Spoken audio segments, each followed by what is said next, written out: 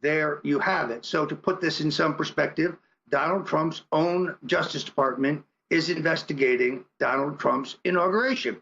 Joining us now is a woman who served on the staff of the Trump inauguration and knows where the bodies are buried. Tana Goertz joins us from the state of Iowa and is welcome to be here once again on the War Room. Thank you for having me, Roger. I appreciate being here, and you are right. I worked on the Presidential Inaugural Committee, and I can tell you everything that you need to know. It's crazy. It's unbelievable what you said. The headlines today. We have a jam-packed show, so let's get right to it. We got about a little less than 7 minutes. Tell me what your experience was like. Now, I worked on Ronald Reagan's inaugural committee. I worked on Richard Nixon's inaugural committee. So I had some of that experience, but what was it like when Alex Jones and I went to Washington for the inauguration? We saw you, but what was it like?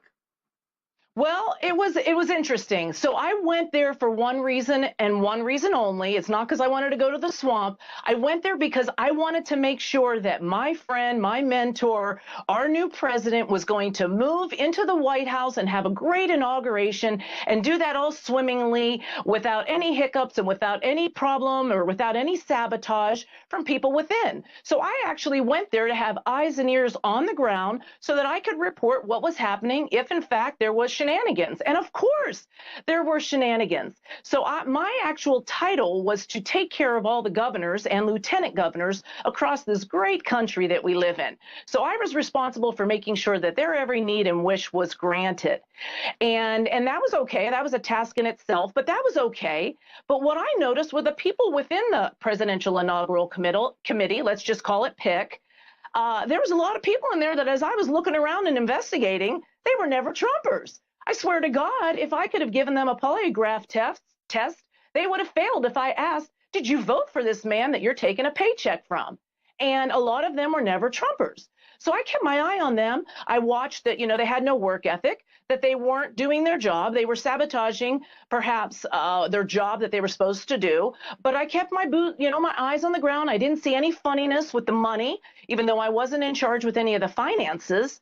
I didn't see any reason to believe that there was, false spending. But let's just say, well, we won't say that there was because I don't think there was. But that's not to blame. That's not for us to blame our president on. That would be, there's other people to blame for that. So once again, as you said in the beginning, Roger, why are we not looking at the collusion and the corruption from the other side? Now we've moved off of, this being a Russian investigation to now we're on to something else. Now we're on to PIC? Come on, seriously? What I found in the inauguration most disturbing was the large number of early Trump supporters, effective Trump supporters, grassroots Trump supporters, who contacted me and said, I can't get any tickets to any events. I can't get entrance to any events. Why is it that the establishment Republicans, the Bush supporters, the Kasich supporters, the Cruz supporters, why were they in the choice seats? Why were they enjoying the inaugural festivities when the people who did the actual grassroots work to elect Donald Trump president, the people who made the phone calls and rang the doorbells and did the volunteer work and went to the rallies and proselytized among their friends and neighbors and got out the vote, they seem to have been ignored. How did that happen? Great question. I was asking the same question when I was looking around. I'm like, hey, listen, I know who helped me win this state of Iowa. I need 50 tickets. I got people that want to come. Oh, there's no tickets. Wait, what? How can there not be tickets? There's got to be tickets. So people were telling me, Tana, we don't have we don't have tickets. Well, that didn't make any sense to me. And I didn't get where I've been in life by not, pushing down doors and kicking them down. So I found tickets. As I said, I was in charge of governors and lieutenant governors. And when I would RSVP to them that they weren't coming, well, guess what? There went 5 tickets for me to give to people who actually wore the hat and got us votes, Roger. The reason that we won were the people that needed to be cared for. But when it was game day, nobody was taking care of them. But I did. Well, that's why we love you. That's why we love you, Tana. You're a patriot and you're a true Trump supporter. But it's typical of what the political establishment does. In other words, first they try to beat you. Then when they realize they can't beat you, they try to co-opt you. I love this president, but there are so many around him in his own White House, in his own cabinet, in his own administration, who did not vote for him, who do not support his reform agenda, who think their job is to slow him down and distract him from the commitments he made to the American people. The inaugural is a social event, but you saw the way the establishment Republicans immediately moved in on it to take all of the best goodies for themselves and leave the grassroots Trump supporters, the little people, the people who don't have party titles and could care less about the Republican Party, but who are in it because they love their country and they saw a champion step forward, and they went to Washington to celebrate the election of Donald Trump.